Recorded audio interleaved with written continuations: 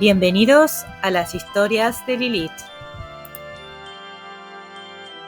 Sean muy bienvenidos amigos a la parte número 2, al capítulo 2 de la historia del loco de John Katzenbach. Bueno, hasta el momento conocimos a nuestro personaje principal y bueno, su historia comienza. Francis Xavier Petrel llegó llorando al Hospital Estatal Western en una ambulancia. Llovía con intensidad, anochecía deprisa y tenía los brazos y las piernas atados. Con solo 21 años, estaba más asustado de lo que había estado en su corta y hasta entonces relativamente monótona vida.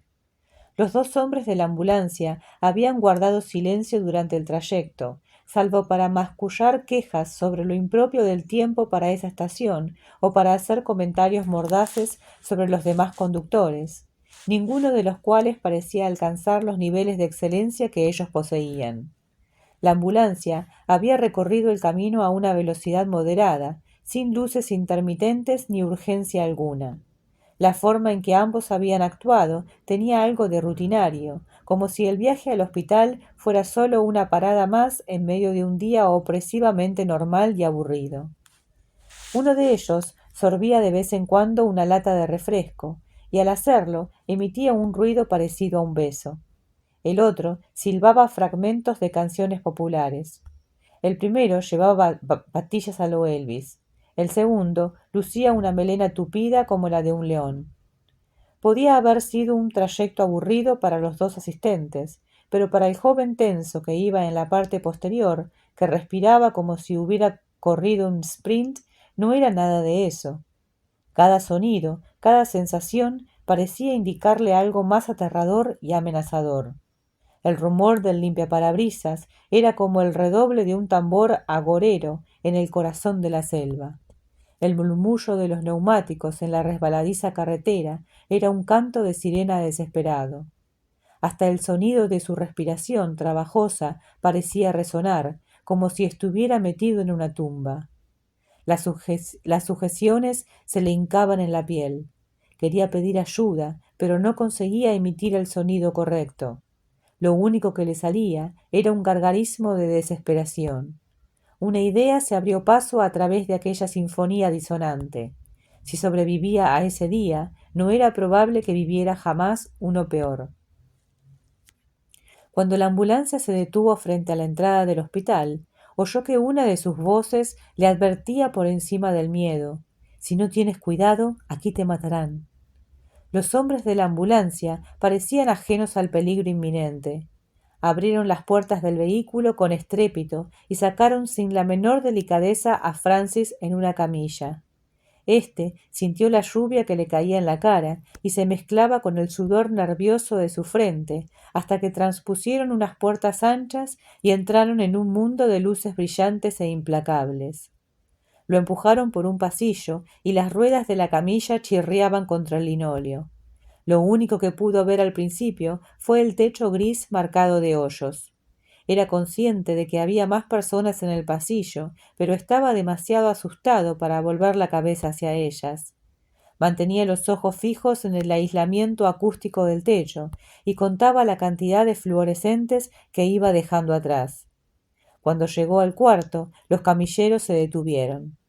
Algunas personas más se habían situado delante de la camilla. Oyó unas palabras por encima de su cabeza. «Muy bien, chico, nosotros nos encargaremos». Entonces, una cara negra, inmensa y redonda, que mostraba una hilera de dientes irregulares en una amplia sonrisa, apareció sobre él. La cara coronaba una chaqueta blanca de auxiliar que parecía a primera vista varias tallas pequeña. «Muy bien, señor Francis Xavier Petrel, no nos va a causar ningún problema, ¿verdad?». El negro imprimió un ligero tono cantarín a sus palabras, de modo que sonaron entre amenaza y diversión. Francis no supo qué responder. Un segundo rostro negro entró de repente en su campo de visión, al otro lado de la camilla, inclinando también hacia él. «No creo que este chico vaya a crearnos ningún problema», dijo el segundo hombre. «En absoluto. ¿Verdad, señor Petrel?». Él también hablaba con un suave acento sureño. Una voz le gritó al oído: «¡Diles que no!». Intentó sacudir la cabeza, pero le costaba mover el cuello. «No causaré ningún problema», dijo al fin. Sus palabras parecían tan duras como aquel día, pero se alegró de poder hablar. Eso lo tranquilizó un poco. A lo largo del día había temido que de algún modo fuera a perder toda capacidad de comunicación. «Muy bien, señor Petrel. Vamos a bajarlo de la camilla. Después nos sentaremos con calma en una silla de ruedas. ¿Entendido? Pero aún no le voy a soltar las manos y los pies. Eso será después de que hable con el médico. Quizá le dé algo para que se calme, para relajarlo. Ahora, incorpórese, mueva las piernas hacia adelante. Haz lo que te dicen». Lo hizo. El movimiento lo mareó y se balanceó brevemente.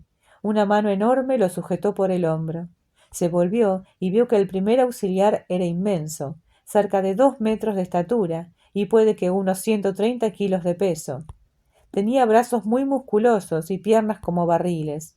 Su compañero, el otro negro, era un hombre enjuto y nervudo, empequeñecido a su lado. Llevaba perilla y un peinado afro que no lograba añadir demasiados centímetros a su modesta estatura. Los dos hombres lo depositaron en una silla de ruedas.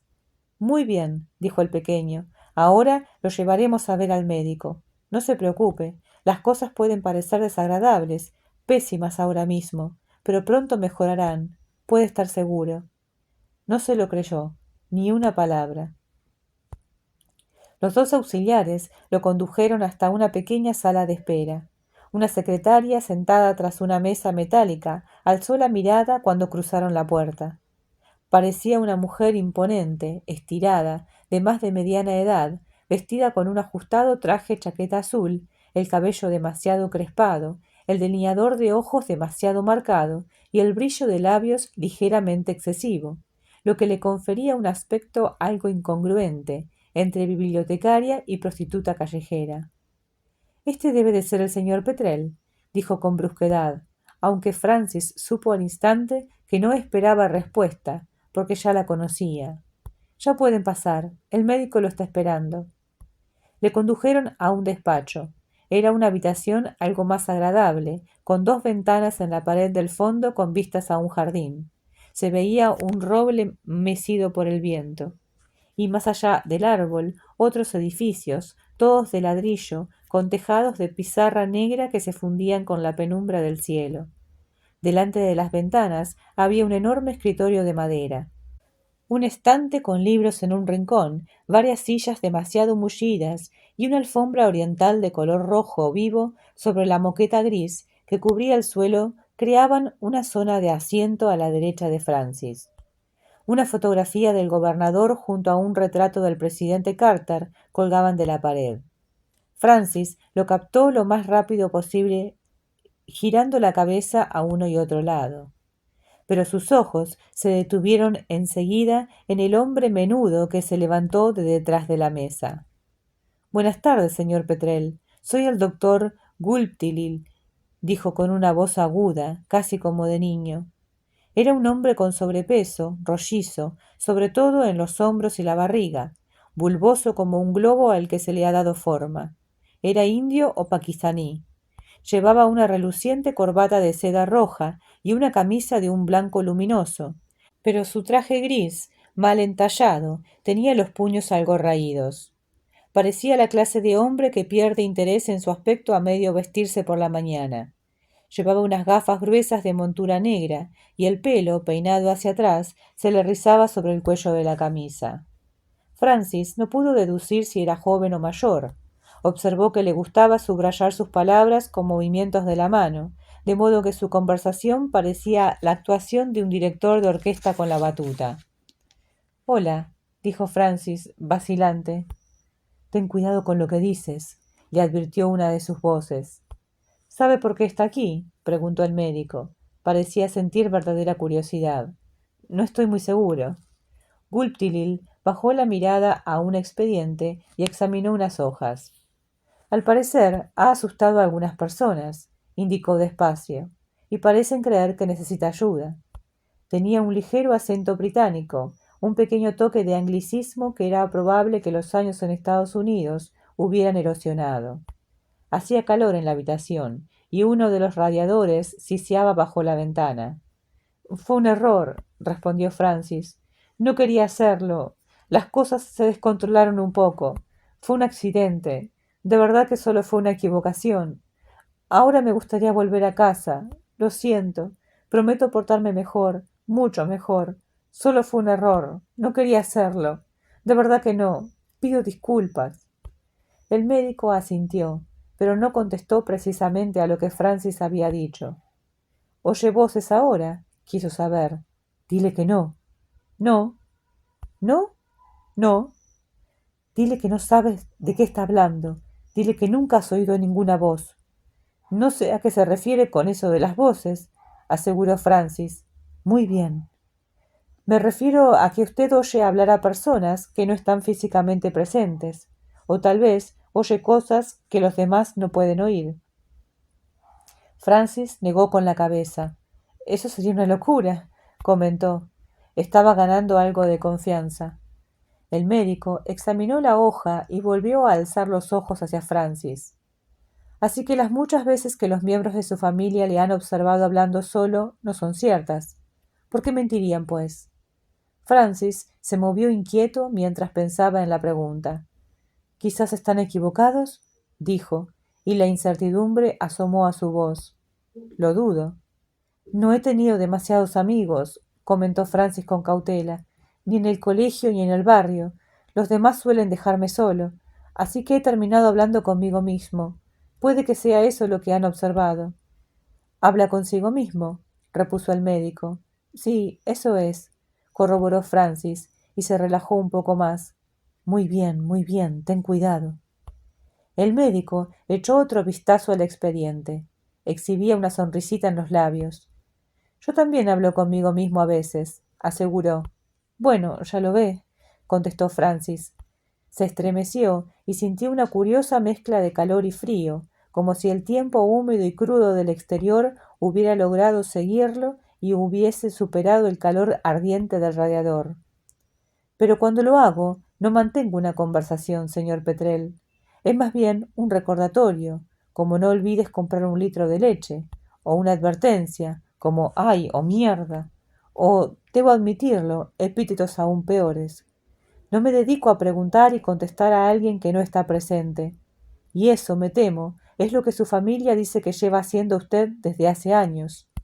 Ten cuidado con esta. Eso han dicho, replicó Francis con astucia. Qué extraño. No tanto como se imagina, señor Petrel, dijo el médico, y sacudió la cabeza. Rodeó la mesa acortando la distancia entre ambos para terminar apoyándose en el borde, justo delante de Francis, confinado en la silla de ruedas, limitado por las ataduras de manos y piernas, pero igualmente por la presencia de los dos auxiliares, que no habían hablado ni se habían movido, pero se mantenían justo detrás de él. Tal vez volvamos más tarde a esas conversaciones suyas, señor Petrel, dijo el doctor, porque no acabo de entender cómo puede tenerlas sin oír algo a cambio, y eso me preocupa de verdad. Es peligroso, Francis, es inteligente y no busca nada bueno. Cuidado con lo que dices. Francis asintió y temió que el médico lo hubiese advertido. Se puso tenso y vio cómo Gultilil hacía una anotación en la hoja con bolígrafo. Intentemos otra cosa de momento, señor Petrel, prosiguió. Hoy ha sido un día difícil, ¿no es así? Sí, contestó Francis. Supuso entonces que sería mejor añadir algo, porque el médico se limitó a mirarlo fijamente. Tuve una discusión con mis padres. ¿Una discusión? Sí. Por cierto, señor Petrel, ¿puede decirme qué fecha es hoy? ¿La fecha? Correcto. La fecha de esta discusión que tuvo usted hoy. Pensó un buen momento. Luego miró por la ventana y vio que el árbol se doblaba bajo el viento, con movimientos espasmódicos, como si un titiritero oculto le manipulara las extremidades. Las ramas tenían unos brotes, así que hizo algunos cálculos mentales. Se concentró mucho y esperaba que una de las voces supiera la respuesta, pero de repente estaban, como era su irritante costumbre, silenciosas. Echó un vistazo alrededor con la esperanza de encontrar un calendario u otra señal que pudiera ayudarlo, pero no vio nada. Volvió la mirada a la ventana para observar cómo se movía el árbol. Luego miró al médico y vio que éste esperaba pacientemente la respuesta, como si hubieran transcurrido varios minutos desde su pregunta. Francis inspiró hondo. Lo siento, empezó. ¿Se ha distraído? Preguntó el médico. Le pido disculpas. Parecía estar en otro sitio, comentó el médico. ¿Le ocurre con frecuencia? Dile que no. No, en absoluto. ¿De veras? Me sorprende. En cualquier caso, señor Petrel, iba a decirme algo. Me había hecho una pregunta, repuso Francis, enojado consigo mismo por haber perdido el hilo de la conversación. La fecha, señor Petrel. Creo que es 15 de marzo, respondió Francis con seguridad. Ah, los Cyrus de marzo. Momento de traiciones famosas. Lástima, pero no. Negó con la cabeza. Pero ha estado cerca, señor Petrel. ¿Y el año? Francis hizo más cálculos mentales. Sabía que tenía 21 años y que su cumpleaños había sido el mes anterior, de modo que dedujo 1979. Bien, contestó el doctor. Excelente. ¿Y a qué día estamos? ¿Qué día? ¿Qué día de la semana, señor Petrel? ¿Estamos a sábado? No, lo siento. Hoy es miércoles. ¿Podrá recordarlo un rato? Sí, miércoles, por supuesto. Y ahora volvamos a esta mañana, pidió el médico, y se frotó el mentón con la mano. Con su familia. Fue algo más que una discusión. ¿No es así, señor Petrel? No, fue lo mismo de siempre. No creo que fuera tan especial. ¿De veras? El médico abrió los ojos con una ligera nota de sorpresa. Qué curioso, señor Petrel, porque el informe de la policía local indica que amenazó a sus dos hermanas y que después anunció que iba a suicidarse, que la vida no valía la pena y que odiaba a todo el mundo. Y luego, cuando su padre le hizo frente, también lo amenazó, lo mismo que a su madre, aunque no con atacarlos, sino con algo igual de peligroso. Dijo que quería que todo el mundo desapareciera. Creo que esas fueron sus palabras exactas.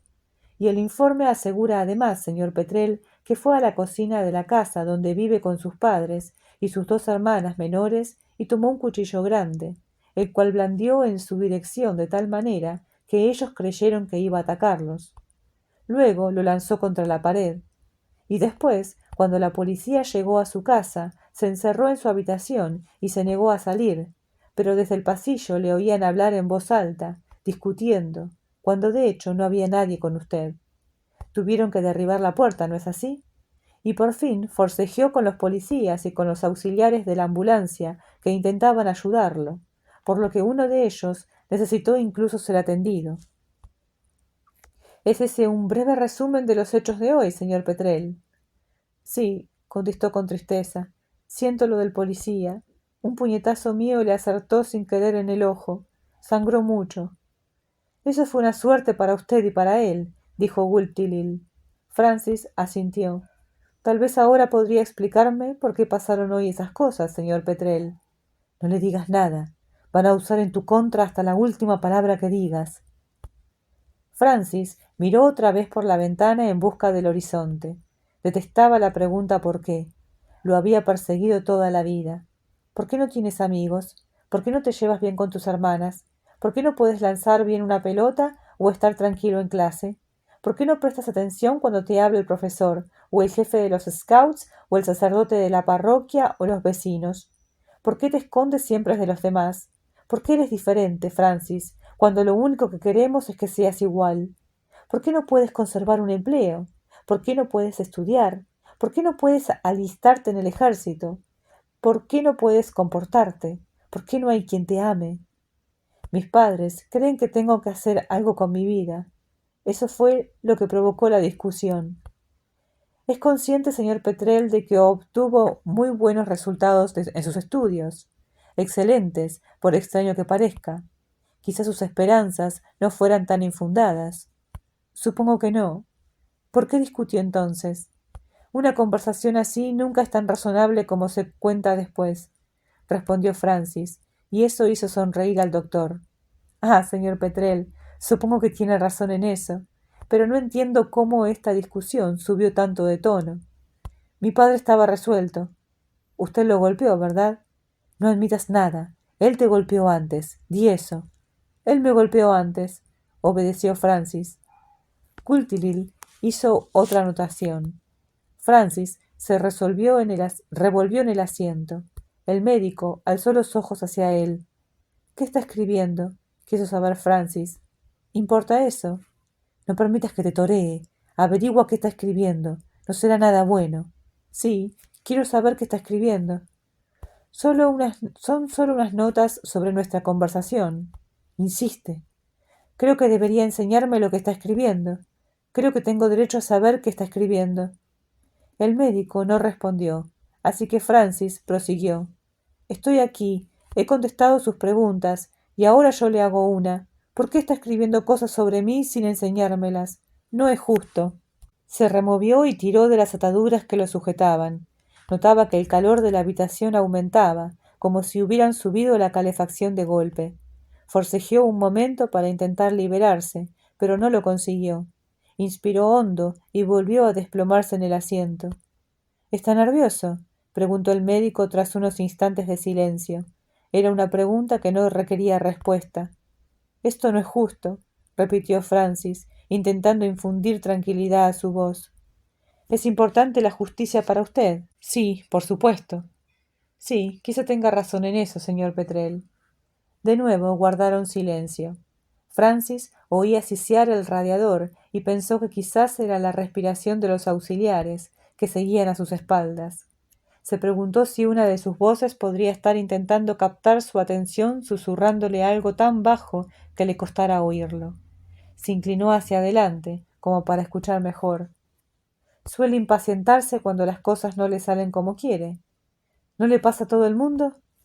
¿Cree que debería lastimar a la gente cuando las cosas no salen como a usted le gustaría, señor Petrel? No, pero se enfada. Todo el mundo se enfada a veces. Ah, señor Petrel, en eso tiene toda la razón. Sin embargo, el modo en que reaccionamos a nuestro enfado es fundamental, ¿no? Creo que deberíamos volver a hablar.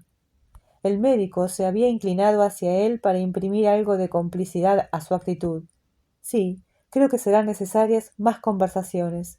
¿Sería eso aceptable para usted, señor Petrel? No contestó.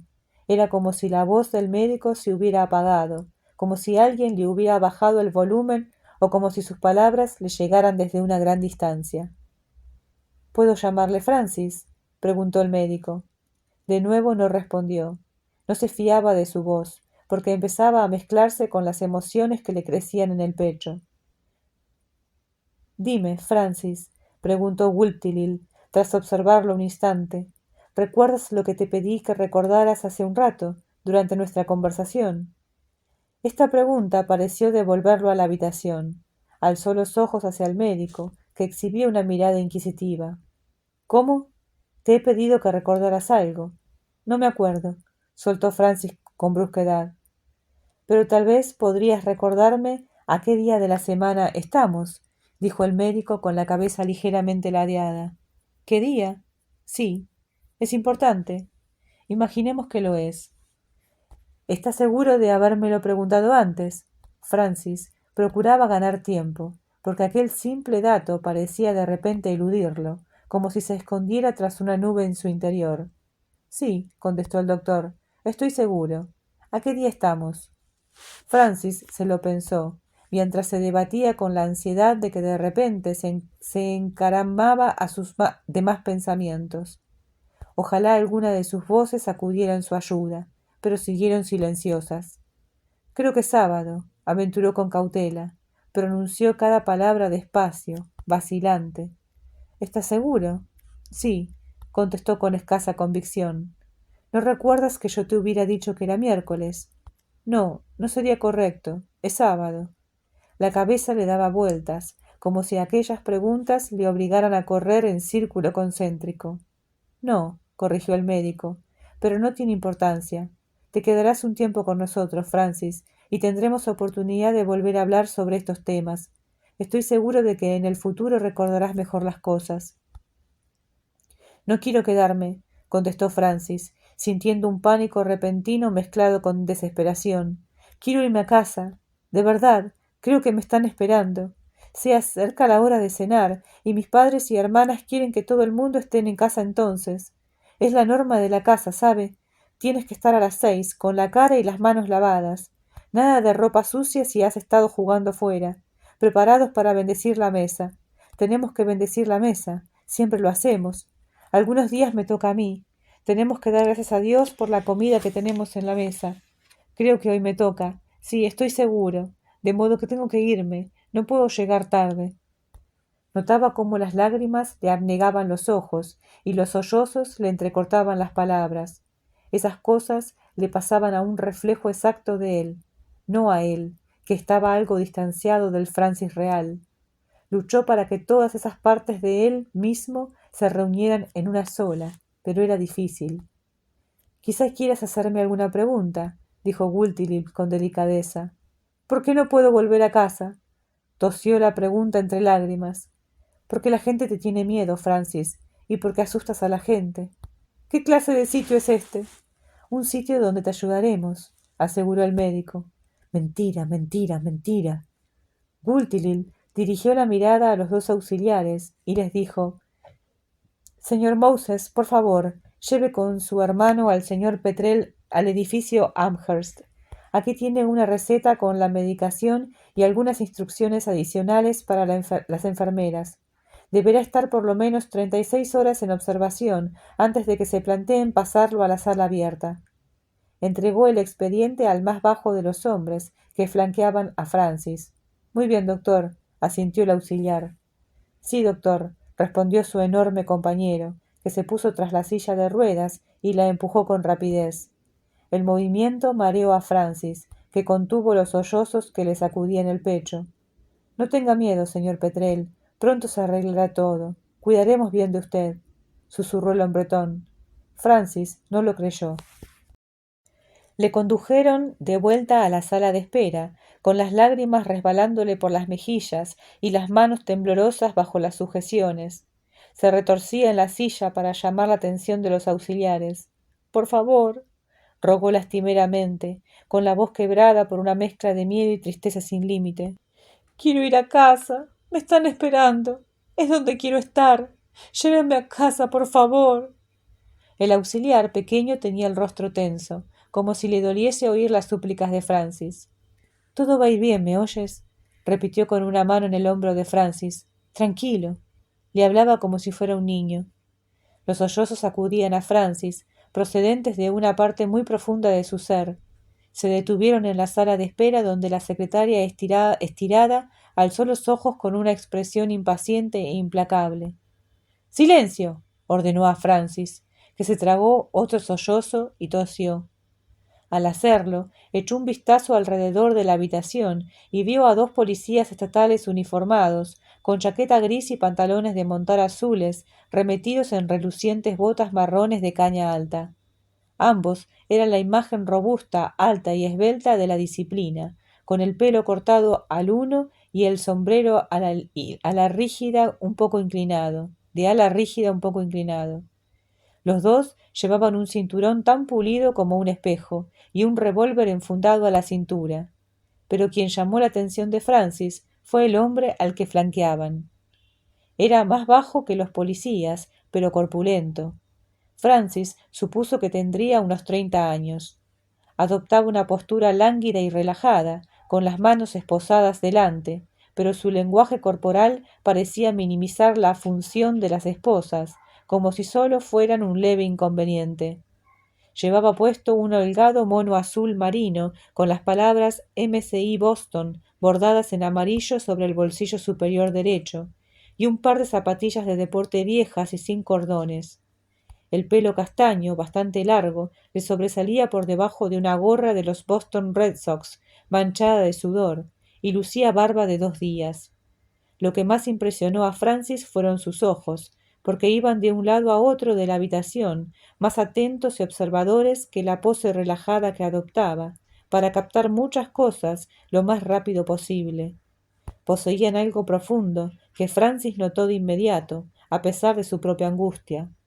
No supo definirlo, pero era como si aquel hombre percibiese algo indescriptiblemente triste situado fuera del alcance de su vista, de modo que lo que veía, oía o presenciaba estaba teñido por este dolor oculto. Fijó esos ojos en Francis y logró esbozar una sonrisita comprensiva, que pareció hablarle directamente. ¿Estás bien, chico? Preguntó con un leve acento irlandés de Boston. ¿Tan mal te van las cosas? Quiero irme a casa, explicó Francis a la vez que meneaba la cabeza. Pero dicen que tengo que quedarme aquí. Acto seguido, preguntó espontáneamente en tono lastimero. ¿Puedes ayudarme? Por favor. Supongo que aquí hay más de uno que querría irse a casa y no puede, dijo el hombre, inclinándose un poco hacia el joven. Yo mismo me incluyo en esa categoría. Francis alzó la mirada hacia él. No sabía muy bien por qué, pero su tono calmado lo tranquilizó. ¿Puedes ayudarme? Repitió. No sé qué puedo hacer, dijo el hombre con una sonrisa, medio indiferente y medio triste, pero lo intentaré. ¿Me lo prometes? Lo urgió Francis. De acuerdo, te lo prometo. El joven se recostó en la silla y cerró los ojos. Gracias, susurró. La secretaria interrumpió la conversación con una orden a uno de los auxiliares negros. Señor Moses, este caballero es el señor. Vaciló tras llamar al hombre del mono y decidió continuar como si omitiese adrede el nombre. Es el caballero del que hablamos antes. Estos policías lo acompañarán a ver al médico, pero vuelvan enseguida para llevarlo a su nuevo alojamiento. Pronunció esas palabras con una pizca de sarcasmo. Mientras tanto, instalen al señor Petrel en Amherst. Lo están esperando. Sí, señora, dijo el negro corpulento, como si le tocara hablar, aunque los comentarios de la mujer iban dirigidos al otro auxiliar. Lo que usted diga. El hombre del mono volvió a mirar a Francis. ¿Cómo te llamas? Preguntó. Francis Petrel. Petrel es un nombre bonito, sonrió. Así se llama un pajarillo marino, común en Cape Cod. Son los pájaros que se ven sobrevolando las olas las tardes de verano, sumergiéndose en el agua y levantando el vuelo. Unos animales muy bonitos. Mueven con rapidez sus alas blancas y planean sin esfuerzo. Deben de tener muy buena vista para detectar un lanzón o un menaden en el agua. Un pájaro poético, sin duda. ¿Puedes volar así, Francis? El joven sacudió la cabeza. Vaya, exclamó el hombre del mono, pues tal vez deberías aprender, sobre todo si te van a encerrar en este acogedor sitio mucho tiempo. Silencio, interrumpió uno de los policías con una brusquedad que hizo sonreír al hombre. ¿O qué? Le replicó. El policía no contestó, aunque enrojeció, y el hombre volvió a girarse hacia Francis sin hacer caso de la orden. Francis Petrel, pajarillo, eso me gusta más. Tómatelo con calma, pajarillo, y volveré a verte pronto, te lo prometo. Francis fue incapaz de contestar, pero percibió un mensaje de ánimo en aquellas palabras. Por primera vez desde que esa horrible mañana había empezado con tantas voces, gritos y recriminaciones, sintió que no estaba totalmente solo. Era como si el ruido y el estruendo constante que había oído todo el día se hubiera reducido, como si hubiera bajado el volumen demencial de una radio. Algunas de sus voces le murmuraron una aprobación de fondo, y se relajó un poco. Pero no tuvo tiempo de reflexionar al respecto, porque se lo llevaron con brusquedad hacia el pasillo, y la puerta se cerró con estrépito a sus espaldas. Una corriente fría le hizo estremecerse, y le recordó que a partir de ese momento su vida había cambiado radicalmente, y todo lo que iba a experimentar sería inaprensible y nuevo. Tuvo que morderse el labio inferior para impedir que volvieran a aflorarle las lágrimas, y tragó saliva para mantenerse en silencio y dejarse llevar con diligencia desde la zona de recepción hacia las profundidades del Hospital Estatal Western. Y así finaliza el segundo capítulo de esta historia. Qué bueno, es bastante desesperante el momento donde ingresan al pobre Francis. Qué sensación terrible debe de ser, ¿no? Encontrarse de repente prisionero, atado de pies y manos en una silla de ruedas, rodeado de gente no hostil, pero sí bastante amenazadora, podría decirse, en una situación de bastante superioridad. Así que, sinceramente, me da mucha pena el pobre Francis, pero bueno, vamos a ver cómo continúa su historia. No se la pierdan, mañana va a continuar esta historia, acaba de ingresar en el hospital y bueno, mañana continuaremos.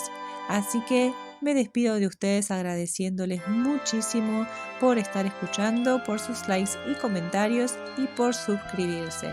Hasta mañana.